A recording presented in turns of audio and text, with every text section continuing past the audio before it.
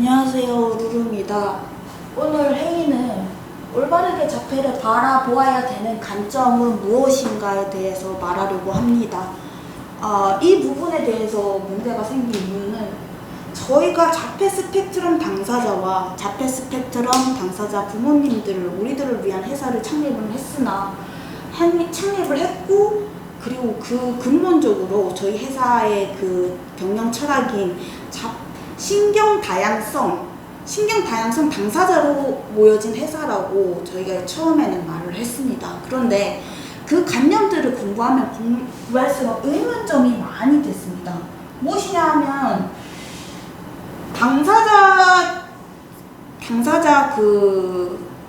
저희가 당사자 그 단체 활동을 하지 않습니까? 거기서 그 당사자들이 대부분 정신질환을 동반한다는 자폐들이 많다는 점과, 그리고 몇몇 자폐인 경우에는 오히려 퇴행을 겪는 경우도 있고, 또한 어떤 자폐는 지능이 늦게 발전하는 케이스가 있는 것 같고, 또한 그리고 중증인 입장에서 봤을 때는 너무 다양성으로 바라보는 거는 경증만을 자폐로 마치 인정하는 듯한 그런 포지션을 취하고 있는지 않은가 생각이 들어서 이런 회의를 개최하게 되었습니다. 저희 경영 철학 전체를 바꾸는 매우 중요한 회의고요. 이런 부분에 대해서는 저보다 그 세이버님의 조언으로 인해서 처음에 생각하게 됐기 때문에 저보다 잘 아는 세이버님이 그 설명을 해주도록 할 겁니다. 감사합니다. 네, 안녕하세요.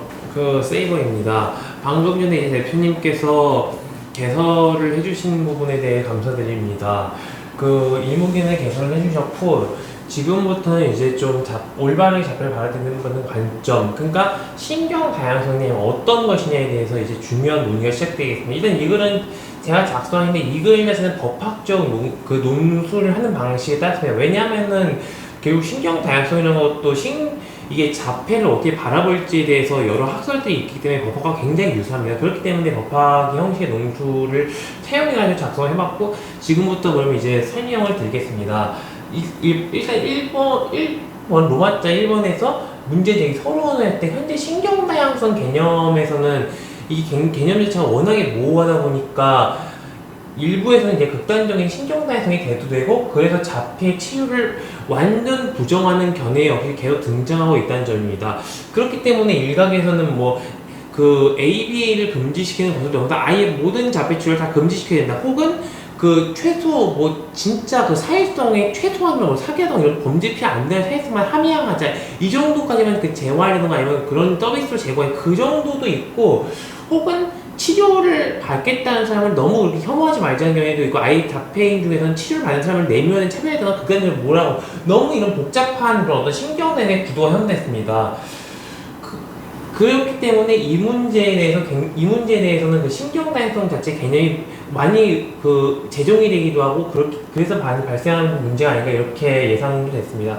그럼 이제 이런 자폐 치료라든가 이런 거에 대한 견해가 어떻게 되느냐, 그리고 자폐를 바라보는 거에 대한 견해가 어떻게 대립하는, 이 문제도 중요합니다. 그러니까 신경 다양성 관점에서 봤을 때는 기본적으로 신경 다양성은 본래 1998년도에 주지 싱어가 오티스틱을 고기능 자폐의 일종의 아스퍼거 증후에 한정을 했습니다. 그런데 신경 다양성 견해라는 게 이게 계속 시간이 지나면서 확장되다 보니까 중증, 경증, 고기능, 저기능 자폐도 그렇고, ADHD, 난독증, 난소증, 뚜레 증후군, 뇌전증, 이런 것도 포함되고, 이후에 또 정신질환, 정신장애, 그리고 심지어는 신경증이라 해가지고, 예를 들면 자율신경 이상의 이런 걸로 구토라든가 이런 거 있는 것까지 포함하는 견해도 굉장히 다양한 견해가 되죠. 그리고 이게 또 정체성 정치라던가 아니면은 장애 사회적 모델 이런 거랑 결부되면서 굉장히 장애 권리 운동의 면모도 띄고,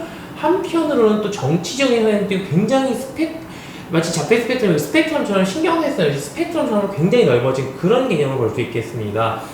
그러면은 여기 치료 차이가 되는 뭐냐, 이거는 이제 주로 오티즘 스피스라던가 띵킹 오티즘이라던가 이런 데서 사용하는 건데, 여기서는 신경 다양성과 다르게 자폐 자체를 그냥 아예 치료의 대상으로 보는 견해입니다. 그러니까 이거 같은 경우에는 자폐라는 게 기본적으로 병리적이고 유전자라든지 뭐 뇌라든지 이런 데 손상이나 결손에 의한 것이며 그렇기 때문에 이건 반드시 치료해야 된다. 이렇게 보는 건데 주로 이런 경우는 학부모라든지 아니면 일부 자폐를 정말 소멸시키고 싶어하는 그런 자폐인들이 굉장히 지지받는 견해이긴 한데 이거는 과거에는 좀 자폐 치료 견해가 우세했으면 지금은 자폐를 그냥 있는 그냥 존중하는 신경학적 견해가 더 우세해져가지고 이 부분은 좀 소수고 신경학적 견해 다수 이렇게 볼 수가 있겠습니다.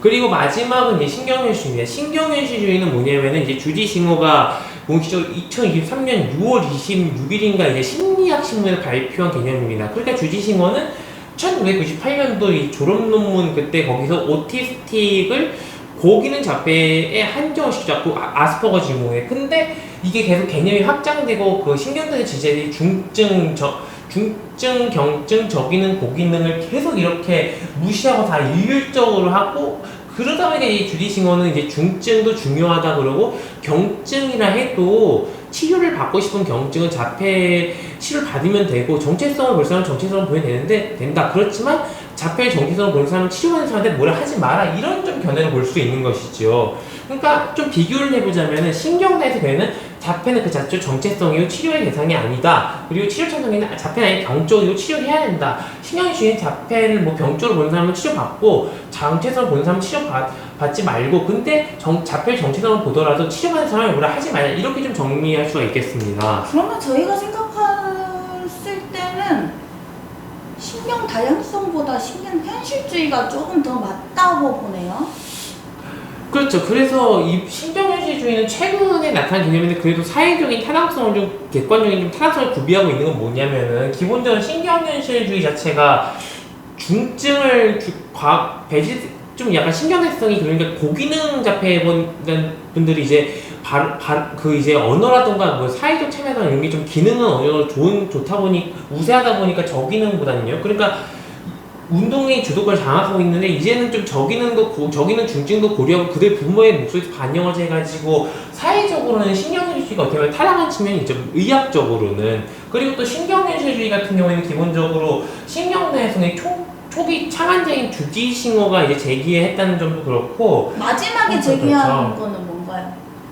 마지막 어떤 거 말씀이시죠? 주디 싱어가 신경 다양성을 먼저 주장했나요? 현실주의를 주장했나요? 주디 싱어는 신경 다양성을 우선 주장했고 신경 다양성 주장할 당시는 오티스틱 아스퍼증만 거기 범주에 할당시킨 거죠. 그리고 그 이후에 신경 다양성이 계속 극단적이 되니까 결국 주디 싱어는 신경주의를 발표하게 된 거죠. 검토 이야기해보세요. 네, 그러면은 여기서 신경 다양성의 견해, 그리고 치료 찬성 견해, 그리고 신경현실주의 견해 중 어떤 거가 과연 여기서 타당한 것인가 이제 검토를 해야 합니다. 그러면 여기서 봤을 때 두 가지가 있습니다. 첫 번째로 이제 의학적 관점에서 DSM-5에서는 자폐 스펙트럼 장애가 이제 연령 증가도 그렇고 청소년기에 있어서 자폐가 호전된다 보고 또 심지어 자폐 퇴행 같은 경우에 극소수에만 나타나는 그런 한 점이라고 엄명한 점을 비추어 볼 때 자폐 역시 일생에서 계속 보완돼야 하는 디솔더 그 장애의 개념이 좀 있는 건 맞습니다. 그러나 일각에서는 특출난 재능이 있는 자폐인 여기 존재하는 것도 고려해야 된다. 그건 너무 소수 아닌가요? 특출난 재능은? 아니 자폐가 아닌 사람도 특출난 사람들은 소수예요. 자폐인 사람도 특출난 사람은 소수이고요. 그렇죠. 그래서 특출난 사람도 물론 소수긴 하지만 중요한 게 또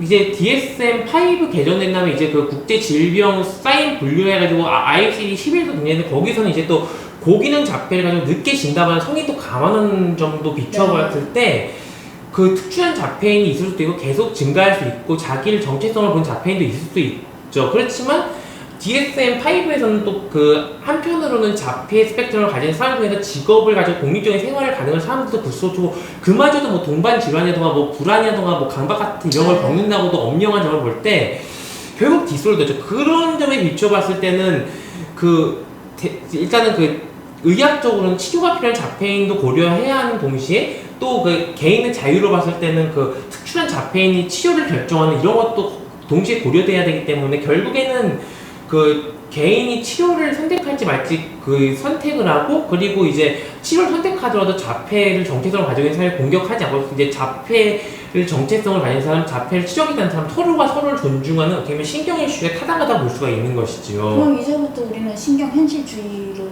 가는 게 타당하다. 그렇죠. 신경일주의가 아무래도 그 균형적이 잡혀 있는 데다가 그 기존의 또 신경대성의 한계상으로 뭐 중증, 경증, 저기는 고기는 나눠진 게 이제 신경일주의에서는 오히려 그 둘을 통합하거나 그러지 말고 모든 자폐인을 보되 그 중증, 경증, 고기능, 저기능 이렇게 나누면서 그들의 필요한 모든 그 수요를 또 개별적으로 맞추니까 어떻게 보면은 그 일반적으로 포괄하는 그런 거에서 개별적으로 맞춤형으로 갔다는 거에 더 의의가 있죠. 그랬다 보니까 신경이슈가 어떻게 보면 더 자폐인들이 지지받을 가능성도 더 높아지는 것이죠. 네, 알겠습니다.